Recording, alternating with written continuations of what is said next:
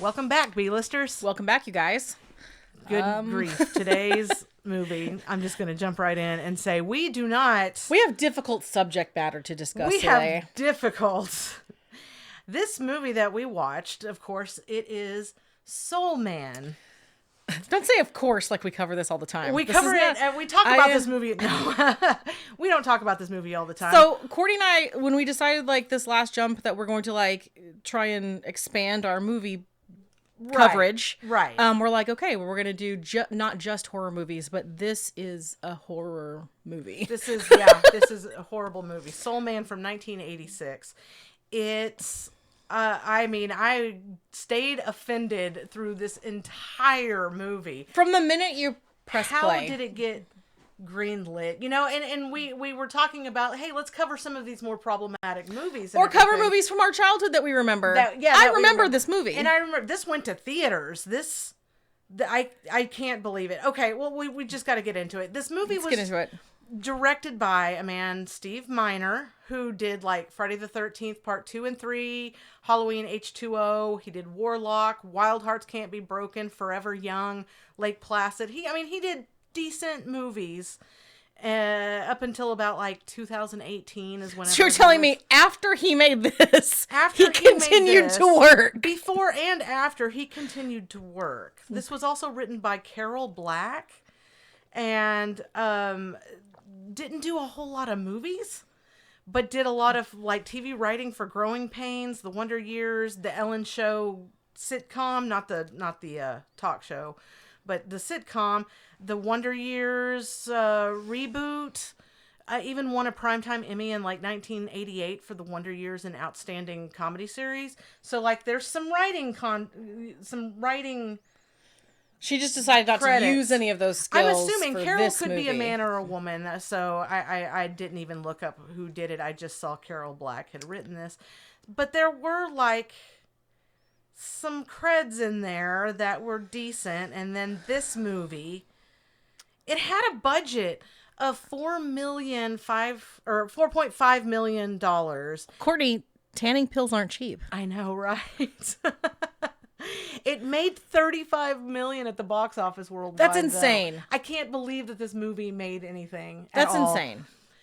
And here's why. Let's get into it, because this movie, it's not good. Is not good. It's not good on just. I don't know what they were trying to achieve. It made me uncomfortable. It made me. Yeah. So we open this movie up.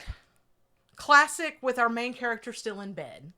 And it's noon, almost. And his room's a mess. We see, like, empty wine glasses, a bunch of sports stuff, like a basket of tennis balls, a baseball helmet, a Frisbee. So he's a sports kid. The boombox alarm goes off, and he turns it off by throwing a tennis ball at it. Very Ferris Bueller. And, like, a second alarm goes off. And he throws another tennis ball. Maybe that's what they're there for. Maybe he doesn't play tennis. He just like throws balls. I guess. I think that they're trying to say that he's a sporty guy, like. But not playing basketball, as we'll learn later. Yeah. So anyway, he wakes up and he's got a pretty lady in bed with him. Doesn't recognize her. Because he like lifts her hair. Yeah. And just covers her face back up. Yeah. He approved. She's a pretty lady. I guess. Yeah. But his best buddy at that point comes in, Gordo. He busts in with mail. They are college acceptance letters. They're already in college, but they're trying to get into law school. Yeah. So he's not like a high school kid in bed with a stranger. They're like, we're going to open these together. We can do this together. Let's see if we got into Harvard. And so they did. They both get into Harvard. And like this girl is naked still, and Mark, the main character, is in his tidy whities and like, read the room, man. Like, leave the room. Right. But she's just like, blanket up to here, like, yay, so glad for you guys. So glad. And he introduces himself. Hi, I'm Mark. Yeah, because Gord's like, who's the lovely lady? Blah, blah, blah. You should introduce us. Introductions should be made. And so he's like, hey, I'm Mark. So, college I just life. stuck my P in your V. Hey, it's nice to meet you. Hey, it's great to meet you. It's college. Woo. And that's when I'm immediately like, oh, so I'm not rooting for this kid. So I don't like him at all. Don't like him at all. So we cut to his. Oh, we forget to mention that he's being played by C. Thomas Howell. Oh yeah. Mark is C. Thomas Howell, who's Ponyboy. Ponyboy, yeah.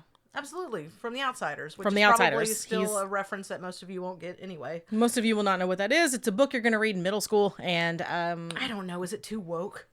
No, Corbin and Sinai read it. Yeah. Oh, cool. That was one of my favorite books. That my kids read it, and yeah. So anyway, we cut to a party. Like at a frat house type thing.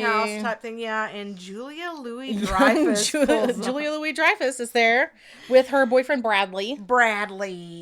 And I guess that they're supposed to be villains in this story, but we'll come I guess to more this of is the boyfriend later. she had before she married the guy from Christmas Vacation, where she's like... That's post. Why is the carpet wet, Todd? Yeah, that was post college. This is during. Yes, college. Brad was college, and Todd is post college. Yeah. And so Marker and Gordon are at this party, and they're kind of being cocky about getting into Harvard. We're gonna retire when we're 35. We're gonna retire. Talk about the future and how rich they're gonna get and everything. And Bradley comes up and talks to them about how he's going to BU. Yeah. Boo. College. He's going to... And they're like, hey, we're in Harvard. So we're going to Harvard. So they're kind of just jerks anyway. And so... Anyway, they cut to his parents' house. Yeah, the next day we're at his parents' house. They're like having breakfast, I guess, like by the pool, and it's like real nice. And their dad's on one of those like... He's watching his parents work out. His parents are working out. They're working out on their various machines. And they're talking about law school and how like they always wanted to give him everything. And yeah, Dad's like, we gave you such a good, comfortable life, and paid now for everything. And he would like to give him his manhood, which sounds different these days. But he wants to give his son... Your manhood. Which apparently means he's not going to be paying for law school. Yeah. Like, you've made it this far. You're rich. Just finish it. But this is where I thought... And Mark says, that's sweet, but that's not necessary. Yeah, that's sweet, but that's not necessary. He ended up spending the rest of his college fund, Dad did, on a timeshare in Barbados. Which, I mean, that couldn't wait for another couple of years, but okay, whatever. It's his money. It's his money, so, as far as that goes. But the thing is, having kids, I would love to be able to pay college tuition. But I can also see how, like, you've paid for the 4 years. If you want to continue more school after that, like, that's on you. Hey, but here's the thing. He's going to be going to Harvard and getting his law degree from Harvard. It's like, that's kind of an investment. It's like you're kind of choosing, which home you're going to be put in someday. Are you going to be put in a nice one? That's true. That's true. So anyway. So later we see Mark being depressed and he decides to hang his Cabbage Patch Kid about it. Yeah, I don't know about that. But did you hear the numbers that he's throwing out? He's like 10,000 for this, and yeah, he's like, what is this going to cost him in total that he has to pay for over the next 3 years of school? And his next 3 years of school, it was going to be, like $10,000 for tuition and $7,000 for annual living expenses, meaning that for the 3 years of law school at Harvard, it was going to be $53,979 is what it was going to total to for 3 years. And I was like, that's expensive. That's more than what I could pay. But I was like, this is 1986 that he's talking about. What is it now? So I started looking up numbers. Oh, Jesus Christ. Okay. And so I looked it up. The numbers now are... And now Harvard Law is now roughly $55,000 per semester for tuition alone.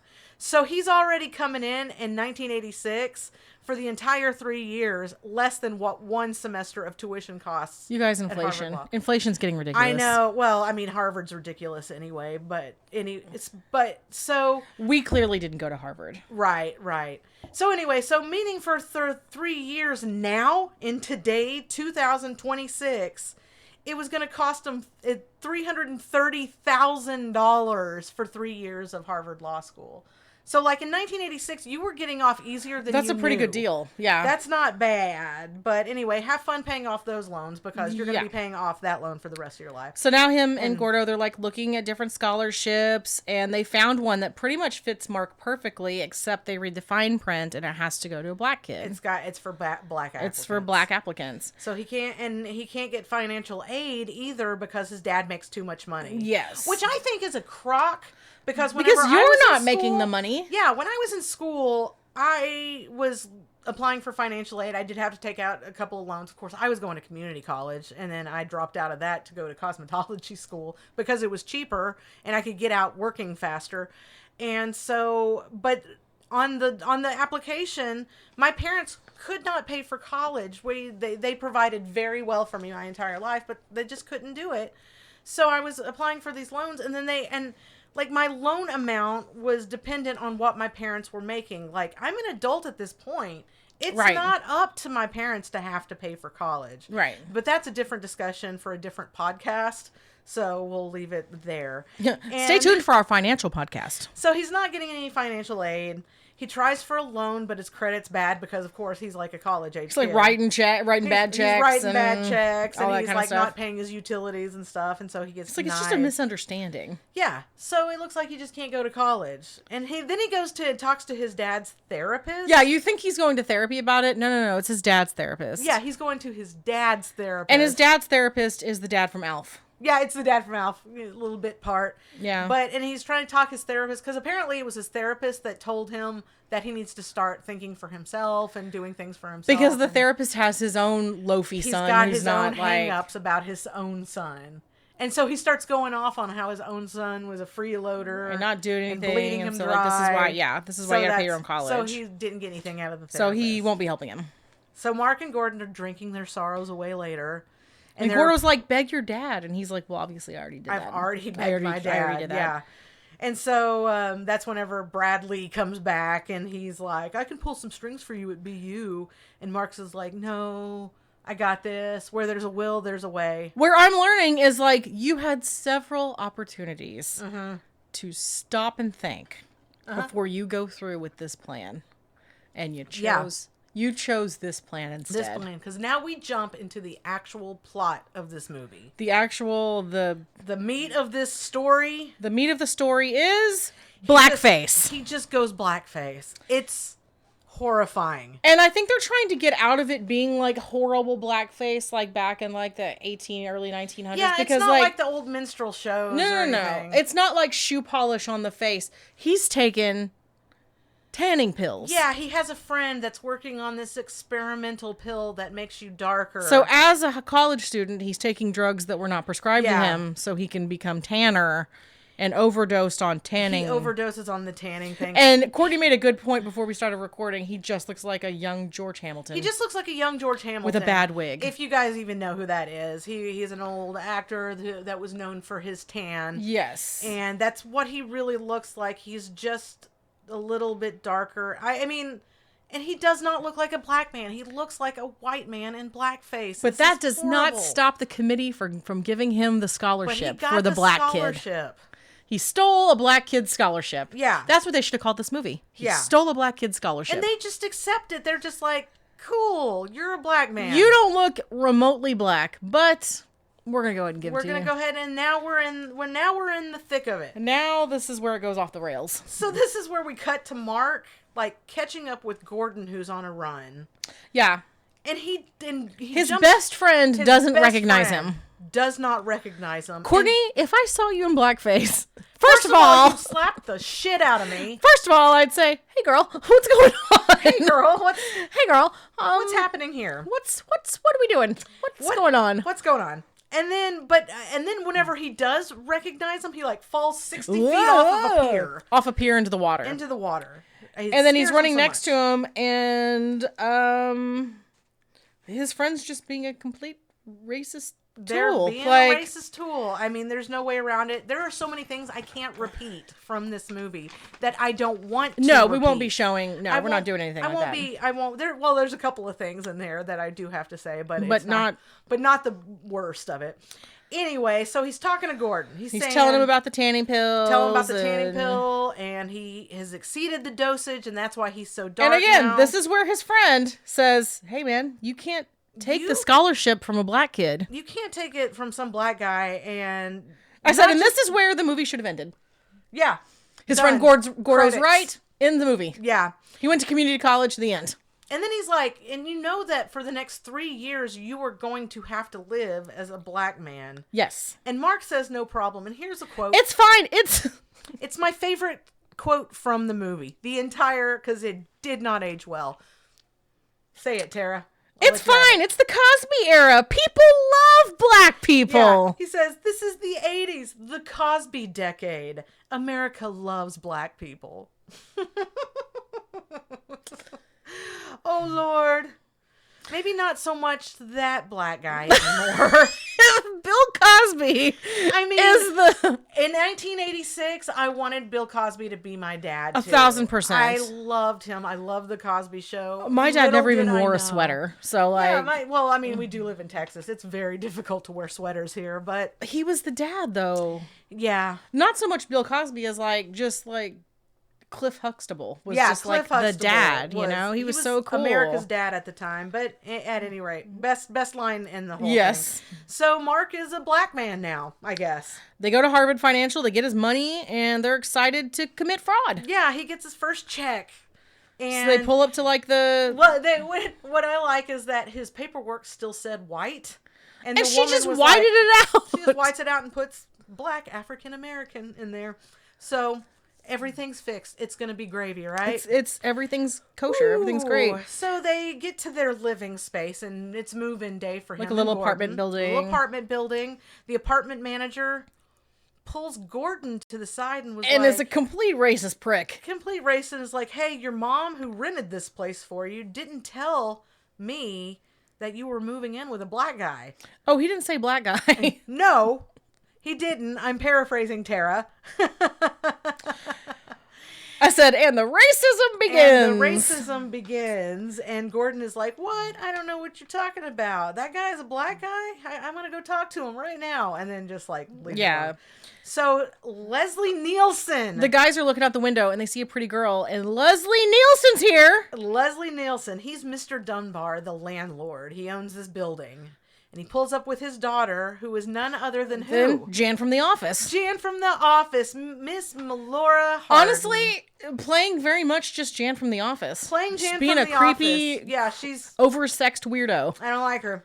So she is sitting in the passenger seat of the car. And they kind of got eyes for her or whatever. Make eyes at each other. And then the manager goes to tell Mr. Dunbar, the landlord. Hey, there's a black guy living here. Hey, did you know you now have a black tenant? And Mr. Dunbar is like, well, there's nothing we can do about it legally now.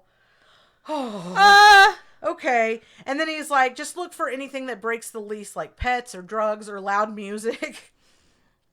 So immediately the two college boys crank up the music and smoke a joint and talk about getting an ocelot. Yeah. So, okay. Cut to orientation fancy party. Yeah, like Harvard orientation party. Harvard elite students, whatever. And they happen to on a couple of white guys. I call them see frequently. Racist joke tellers is what I call them. Weasley racist joke guys. And they're just telling racist jokes. And I see Mark there, and they're like, oh, but no offense, though. But no offense. And he's like, yeah, no offense. You're cool. Because this is the part of the movie before Mark realizes what it's really like to be a black man. So he's really just he's just like, no harm, no foul. He's cool with it. No harm, no foul. And then he sees Raydon Chong, who is gorgeous. Sarah is her character name. Isn't she Tommy Chong's daughter? Tommy Chong's daughter. Yeah. She had such a moment in those days. She was a very much an it girl. She's in one of my favorite action movies that we're going to have to cover too. That is so bad, but I love her. And she's the only other black student at this party. Yeah, so she talks to him and she tells him about a BLS meeting. Yeah, they're having this black student club meeting and he's like, I'm there. So they go to the sign in, whatever you call it, registration. That's Yeah, and he sees James Earl Jones is one of the professors. So he wants to take that class because he's black. The professor is black. He wants to take What's that mean? I don't know. Yeah. Means that what? You're going to get a good grade because you're both black? I mean, it's criminal law. It's something that you have to take anyway as an attorney. But so like he wants to take his class. But he wants to go ahead and take it now. Yeah. And he gets into the classroom and everything, and James Earl Jones, who I'm going to call the professor. He's going to be Prof now. Prof is calling out the roll. And then when he calls Mark's name, Mark is all, right on. Stop it! Just stop it! like, not so thick, Mark. Not so thick. Don't jump into this too heavy, but... He's like, what would a black guy say during roll call? He would say, here, present. Hey, it's me. Here. Anyway, it doesn't go over too well, obviously. Not that I'm speaking for all black students at Harvard, but I just don't think they're just going to be all like, yo, Big Daddy, I'm here. Yeah, it's like, right. This is the stupidest shit I've ever heard. It's awful. It doesn't go over well with either the students or the James Earl Jones professor. is like, I'm the fucking professor. Can you just answer if you're here or not? Yeah, like, just say can you here. just not? This class is not going to be easy. And he's also like, Mark is like laying it on thick on Ray Don Chong. He like is Sarah, all right, up in her. He is trying to date this girl. He's all creeping up on Sarah. And Professor starts his first class, says it's going to be tough, and he expects everyone to be on top of everything and on time for There's everything. no excuses. No excuses. And then Mark makes a really poor joke about Prof's wife. And because that goes over well no matter what race you are. And is super cocky about being in this class and everything. And Prof tells him, you need to straighten up. Like I'm telling you right now, you're going to fail my class. And I can tell by your attitude. In my notes, I was like, I do not like Mark. I don't think I'm going to like Mark. This is not the hero of my story here. No. And after class, he tells Sarah, if you need anything, I'm here for you. I'm here for Why you. would I want you to be here for me? You couldn't even answer roll call the right way. Answer roll call. And she even calls him an asshole under her breath when she walks away. She's like, absolutely not. But he is oblivious, and he is like, yeah, she likes me. Because it's that stupid. It's like when we talked about Vanilla Ice last time. Yeah, you know what it is? It's white privilege. White privilege. Disguised in tanning pills. And you can't cover that up. So, he talks to Gordo about, the BLS A class or whatever, group. The student club. The student club for, black lawyer students or whatever. Mm-hmm. And Gordo's like, yeah, it's a pretty militant group. It's a pretty militant group. So he shows up to the group dressed in what I think he thinks Black Panthers wear. Yeah. I mean, he's wearing a little beret. He's wearing a turtleneck. He's got his black turtleneck and his black beret and And of course, pants. they're just regular schmegular students, and they just look at him like, what the fuck are you wearing? Yeah. And so he's already made an asshole out of himself again. So then outside, the boys run into Jan from The Office and Leslie Nielsen. Uh-huh. And Leslie Nielsen tells Jan to stay away from Mark. Yeah, just stay away. And she's like, why? Because he's black? Why? Because he's black. Because I said so. Which is true. We don't let our parents tell us who we can date. We don't do that. But also don't fetishize a fake black man or a real black man or any person. Yeah, we're going to come back to that soon. So in the gym, they go to basketball. I guess they're going to try out for basketball because Harvard's known for their basketball team. Because they're known for their basketball. And I guess the coaches are there. And this is where I noticed that one of the coaches is Courtney. little Ronnie Reagan. Ronald Reagan's son, Jr., is one of the coaches there. Which I'm sure was a huge deal in the 80s for him to be Which was a really big thing. Well, he was kind of everywhere. For whatever reason, people were obsessed. I remember. I'll just go back and look at him because I don't remember. Yeah, he was everywhere in the 80s for some reason. But anyway, he and the other coach start fighting over Mark because he's black. Because he's black and they want him. Good at sports, supposedly. I mean, I assume that's a stereotype that's the stereotype that they're going for. And so then Mark's like, I'm not good. I'm not good. I'm not good. And this is actually one of the parts of the movie that I thought was kind of funny because I did not laugh that much at this movie, but No. he is the worst basketball player I've ever seen. He's real bad. He even like goes so far to like rack himself in the junk. Yes. You know, and this is, if you pause just right during the scene, you will see the brown body paint got rubbed off between Mark's thighs. So it's like when a girl gets a bad spray tan and then she cries. Because it's like, it's just kind of white and it's just runny like through there. runny through the thigh area. He was sweating during that scene. I guess. His balls are still white. Yeah, and so, but yeah, he's horrible at basketball. He misses the net. He hits himself in the junk. He's on the red team, and so the blue team is winning and all that. He's even so uncoordinated. He squirts the water bottle on his own face. Yeah, he can't even squirt water in his mouth. He can't even squirt water in his mouth. So the blue team kicks their ass. Anyway, in class, because he only takes one class apparently. Well, he has gym, and then he has gym, and then, James Earl Jones class. Yeah, and so his hard ass professor is teaching, and Mark is cracking jokes the whole time, and Prof isn't having it. No. And so he's really firm and he's kind of mean to her. But then Sarah is also kind of proving to be like a star. I said, this is where Sarah proves she's smarter than all of them. She's smarter than everybody. She deserves to be here. She knows her stuff. So after class, Mark asks Sarah out. And Sarah tells Mark, there's something about you that I just don't like. I don't know. He's apologizing for showing up to the black student meeting with his little military outfit. And she's like, there is something off about you and I can't put my finger on it. And he's like, shut up, let's study together. Yeah. And she's like, sure, how about we go Friday in the library? And he's like, Friday night in the library? What? It's a date. Okay, it's a She's date. like, no, She's it's not. like, it's no, an appointment. It's an appointment. So she's not interested.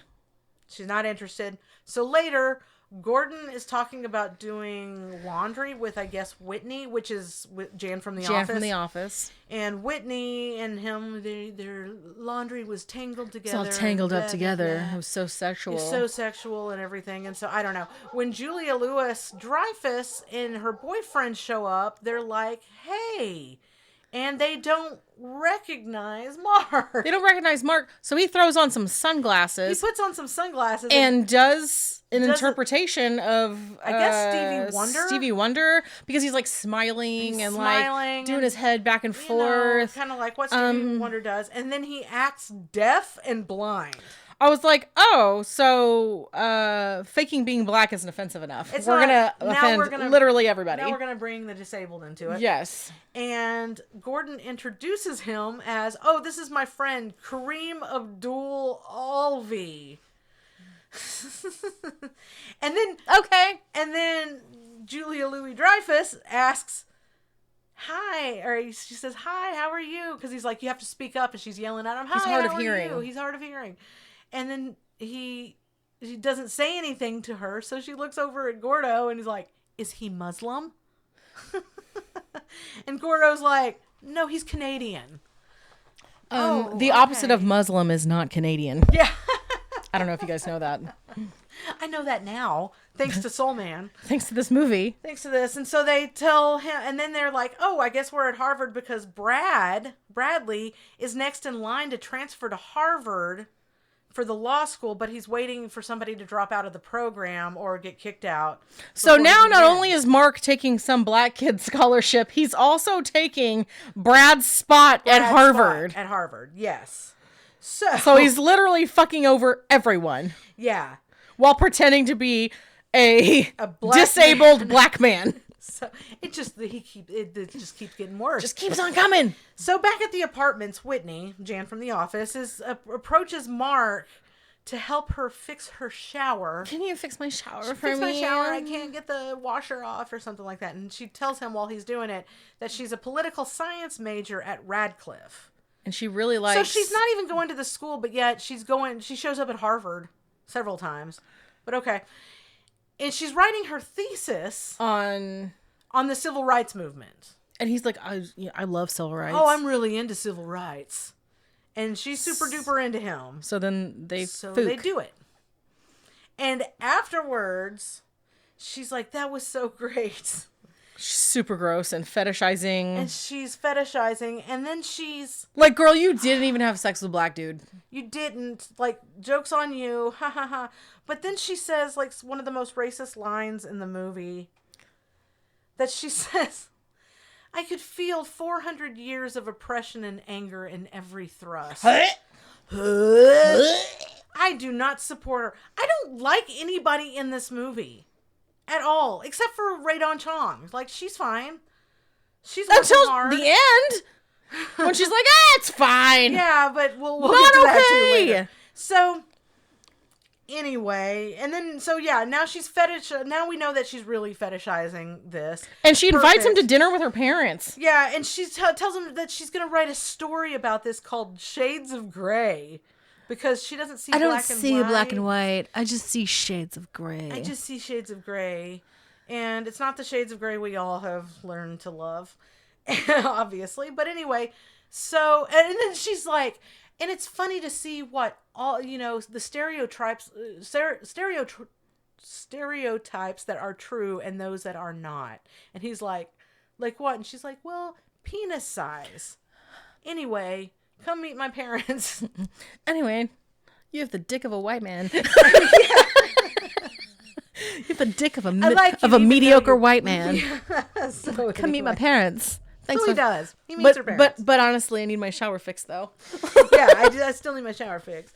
So he meets her parents, and they have. This is the most fucked up scene in the movie, if you ask me. Yeah, this scene is the first of all, the butler clocks him immediately. Like, he's serving the food, and the butler is looking at him like, "You're not black." Yeah, the butler, a black man, is like, "No, you're not black. You're not." And then the mom has this like weird fantasy of Mark savagely ripping her shirt off, ravaging her, and then the little brother imagines him as Prince.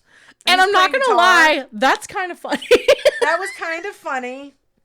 But not. There was and I'm uncomfortable, and I'm like, oh my god, what is Leslie Nielsen gonna think? I can't think of anything worse than what's happening right now, but then Leslie Nielsen says, fantasy. hold my beer, as he imagines Mark dressed as a pimp with a giant pimp hat, talking horribly to his daughter who is pregnant in this and scenario. he's eating watermelon, and I am rethinking this podcast. I am rethinking my life. I don't think we can choices. Cover this. We can't cover this. Courtney and I are texting each other like, dude, are we even going to be able to do this? Yeah, dude.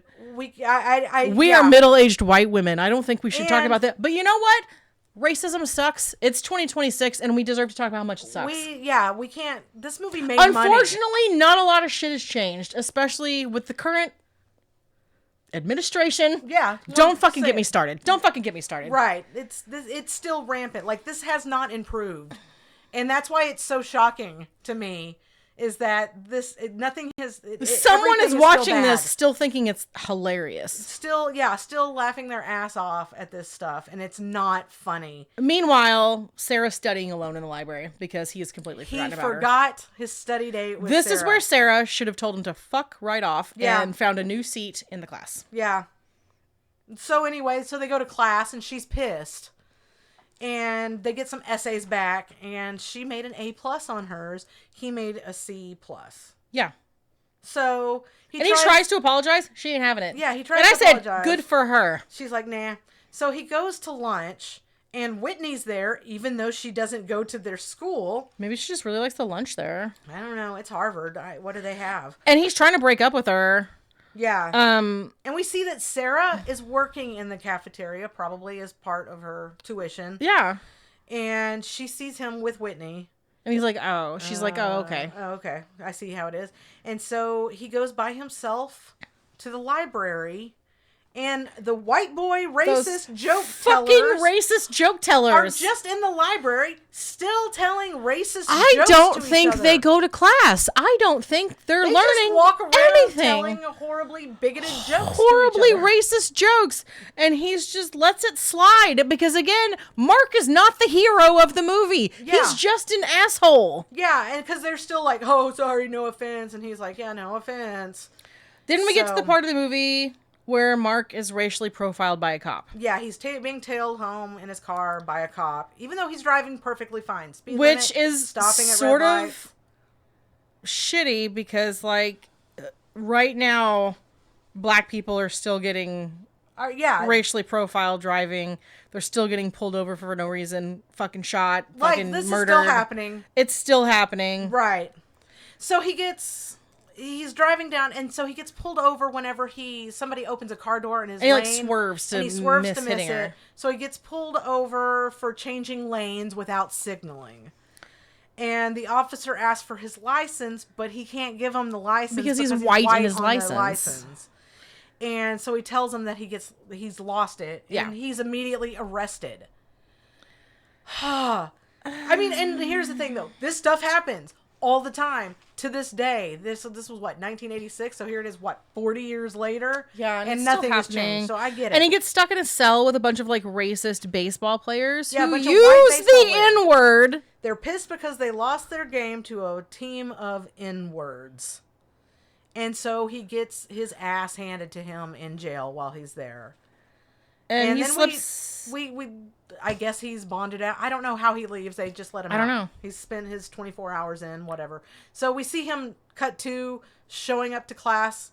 The black late. eye, and like he's all beat up. He's all beat up, and Prof is not happy about the interruption. No, he ain't having it. And Mark doesn't have his assignment ready, and Professor's like, no excuses. I've already said this. Yeah. You got to work. And he's like, because you're a black man, you got to work twice as hard as these white shits. These little white shits, which I'm here for that. And I'm here for that. And he's like, next time you get arrested, here's my phone number, and I'll be your one phone call. Yeah.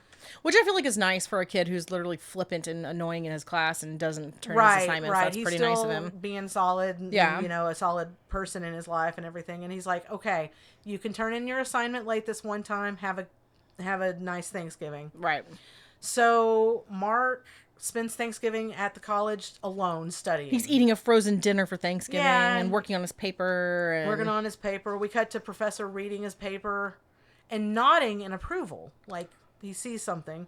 And then there's like a montage of him walking through the city, and we're seeing reactions to people to him as a black man in the city. They're probably thinking, why the fuck is this white kid walking around in blackface? That's what I kept thinking. Why is this guy walking around in blackface? But like he gets He's on an not elevator and a lady and a pulls lady away like from clutches him. her pearls or whatever. Yeah. Like, okay. You know, and in between we see him studying hard. Yeah.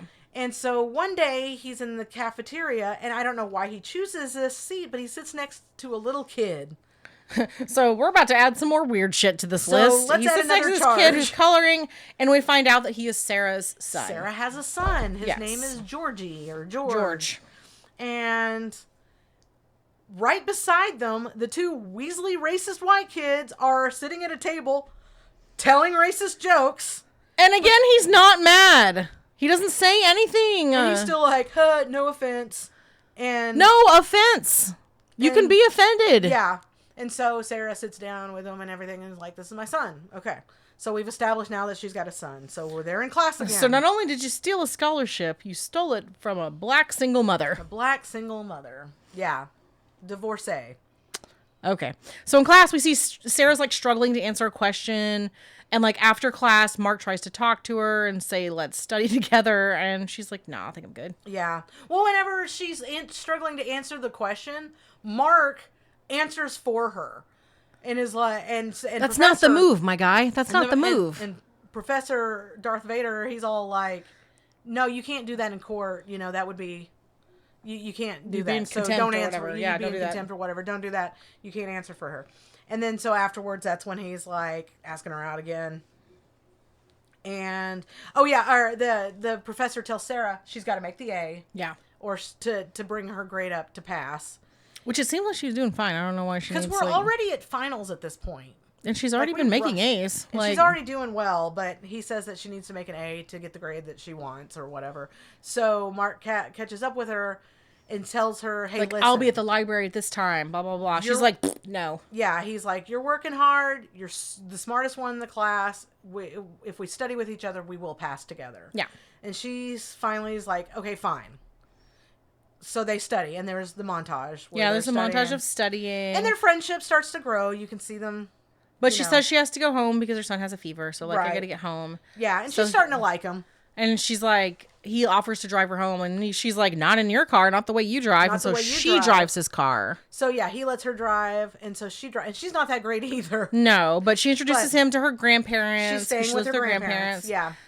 But she gets mail from, because this is the 80s, we don't have text messaging, so she gets mail from her parents every week. They're all real close. They stay in contact. Yeah.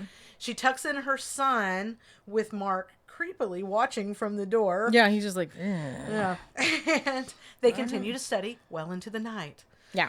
And then she tells him a story about being like racially profiled at the grocery store, you know, with food stamps or whatever. And that she doesn't have food stamps, but they assume that she did. And then she talks about how she was married for 2 years. Yeah. And he says, well, there's been no great romances in my life. And she's like, what about that? What about Jan from The Office? And and he's like, Whitney, she's nobody. And then she sees that it's snowing outside. So she runs out and slips and falls on her ass. And Mark picks her up. And they kiss in the snow. I said, okay, this is the point, Mark, where you tell her the truth.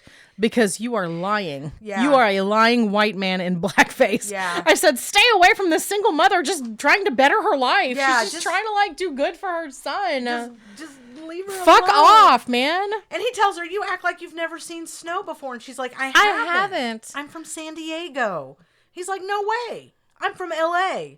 And she's like, this is where we learn. This is where we learn. You're the guy that stole my scholarship. I was next in line, but then they said they had another applicant that jumped ahead of me, and I lost it to you. But don't feel bad. I'm glad it was you that got it. But girl, you're not going to feel that way in a minute. Yeah, you won't feel that way in a minute. But he starts to finally feel a little bit of now guilt. He feels a little bad about it. And Gordo tells him later, like, give yourself a break. You didn't know. Yeah. Before he was like, shame on you. And now he's like, well, I mean, it worked out the way it worked out. Right. So Mark is like, no, I got to turn myself in. Got to turn myself in. And you think for 1 second he's going to do the right thing. You think he's going to do the right thing. Gordon tries to stop him and runs outside in his underwear and he takes off.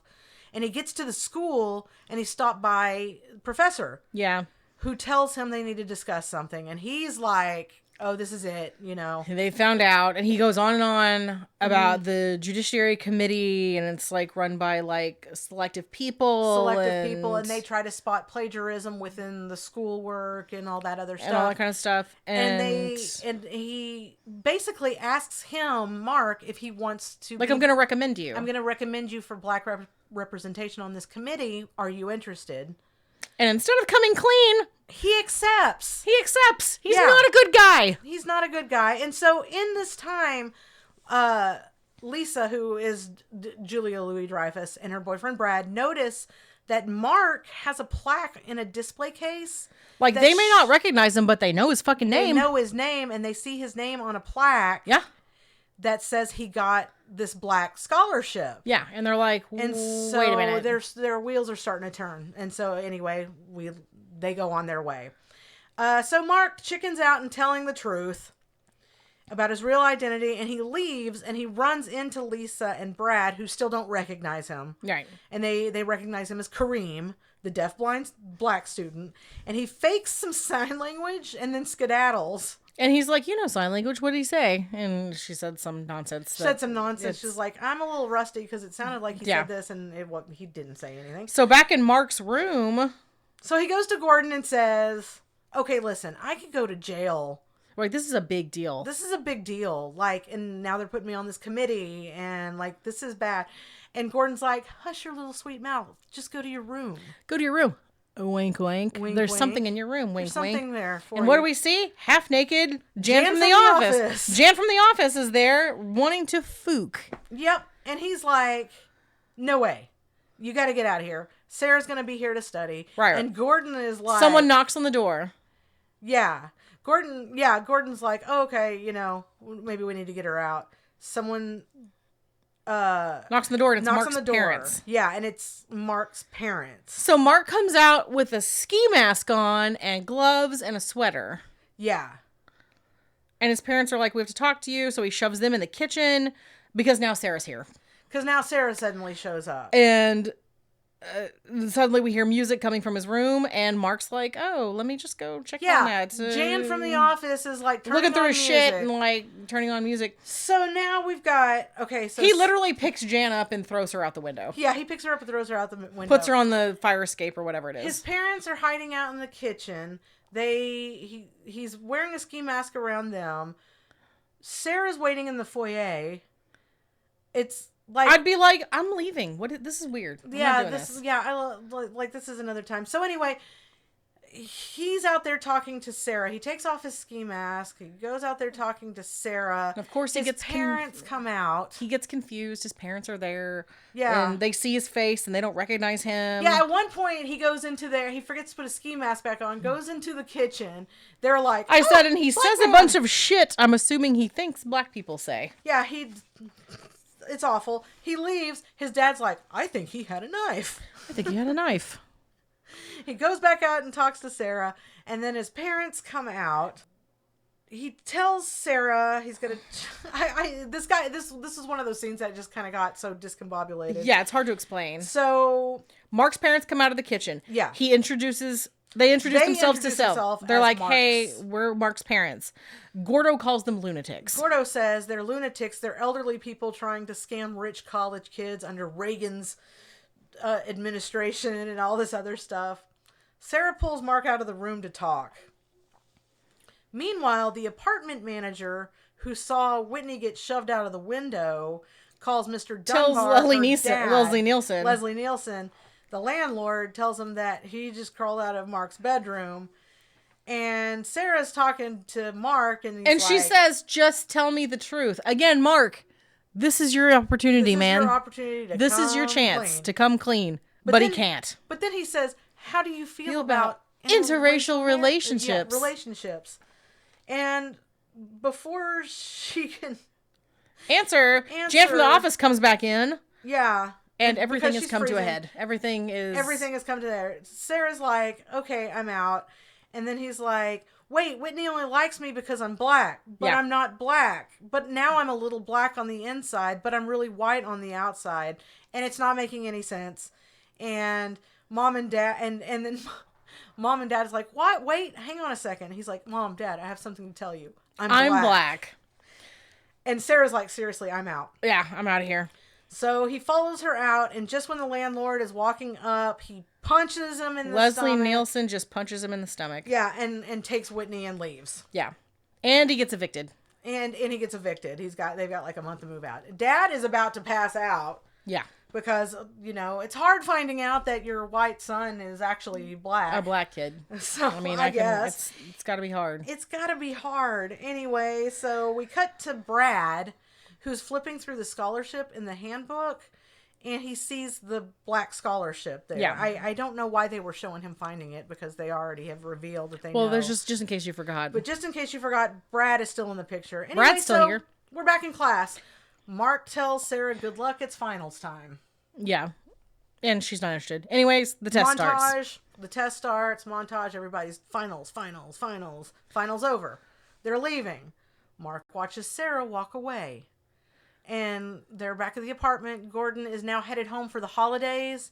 Mark has to stay behind and figure out what to do next. Because he's in love with Sarah. Because he's in love with Sarah now. He didn't expect to fall in love. He didn't. And there's suddenly a judiciary meeting. And the racist joke guys, and they're wondering why Mark's there. And we now see Jan from the office is there with Harvard's John Redcorn. Yeah, she's got a Native American man with her. She's Pokemoning. She's got to catch them all. She's going to catch them all. And by the way, why is she in this meeting? She does not go to the school. She doesn't even go here. So, yeah, the racist boys are talking about what this is about. I bet he falsified his records. Here's some more racist jokes, blah, blah, blah. The meeting is called to order. They call Mark up, but Gordon walks in. Gordon walks up, and he's going to be his counsel. He's like, Mark was driven to his crime because he Yeah. couldn't get a loan, because it's hard out here for a poor, average white man. For a rich, in America. average white man. For an average, well-to-do child in America. Gordon's like, I have some remarks before Mark comes out.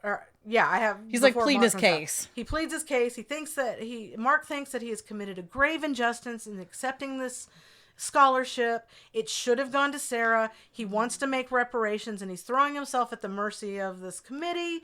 But basically no one would help him financially, and he was forced to take drastic measures. He was forced to attend commit the law fraud. program. Yeah, he was forced to pretend to be a black man Instead of getting a job and saving money for college like the rest of us. And in fact, he was judged on the color of his skin, but not really. It was because his parents were too rich for him to get financial aid. That's what it boiled down to. It wasn't because he was white, but go on, keep making these claims. You're all assholes. Anyway, so they call Mark in. Mark, come on in. And now he's white. I guess. He And didn't everyone take is his pill that gasping. morning. Sarah is upset. Brad's late to the party because he comes in. He's like, everyone, he's white. Yeah, hey, Brad comes in. He's like, everyone, Mark is white, but he's already shown himself. And I'm like, this was the most pointless character. Yeah. He shows up so many times, like, To do nothing. I'm on the trail, and then he's too late to even, like, be a villain. Yeah, how did he even get into Harvard? Yeah, He's you not don't going to go get to in. the school. That's right. He's not going to get in because he's dumb. So Sarah leaves, and in his office, James Earl Jones is mad, as he should be. And he says he's going to give Sarah the money back, and he says that Mark offers to volunteer. Yeah, he makes a list of demands. Like, I want to stay in school, and this is what I'm going to do. I'm going to promise to pay back the scholarship. I'm going to volunteer in legal aid once a week for the black community and all summer long. And then I want to take a percentage of my after graduation wage and donate it to a scholarship in Sarah's name, but I still want to get my law degree. And James Earl Jones says, you must have learned a lot in your experience as a black man. And Mark says... You know what it's like to be a black man, which is something that most white students don't have. And he Mark's says, like, no, I don't know what it's like to be black because I can get out of this if I don't like it.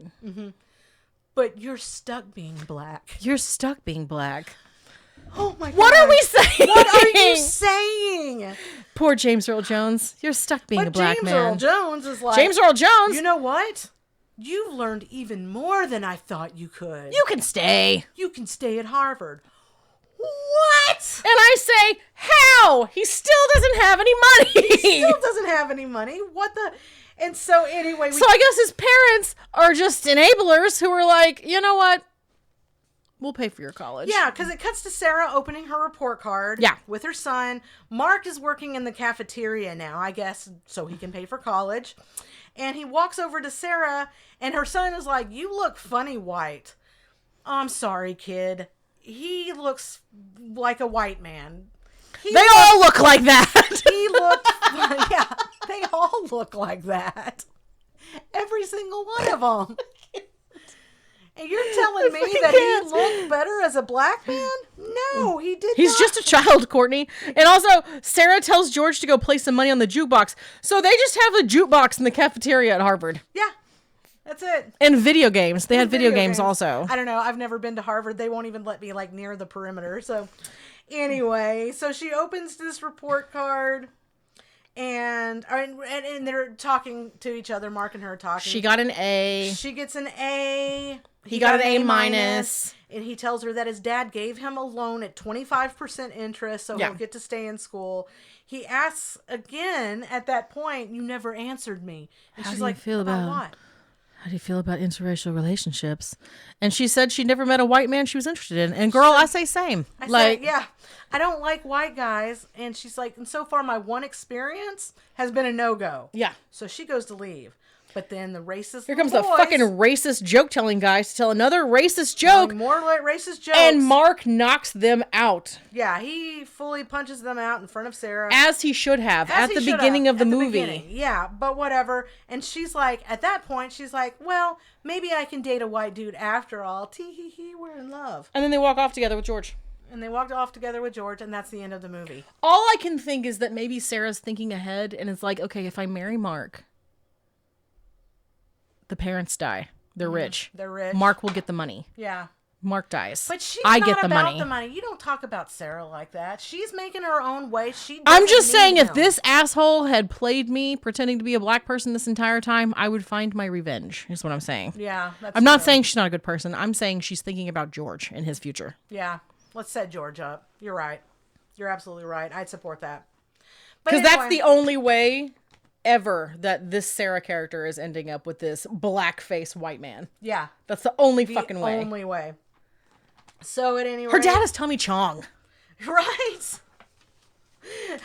Anyway, what's really funny is my first trivia fact. Trivia, ooh.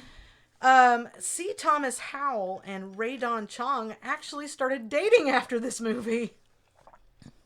Girl. They got married in 1989 and divorced a year later. Once the tanning pills finally wore off. The fuck? Anyway, for obvious reasons, members of the NAACP spoke out against the film, and a student group at UCLA organized a picket of a screening of Soul Man, and rightfully so.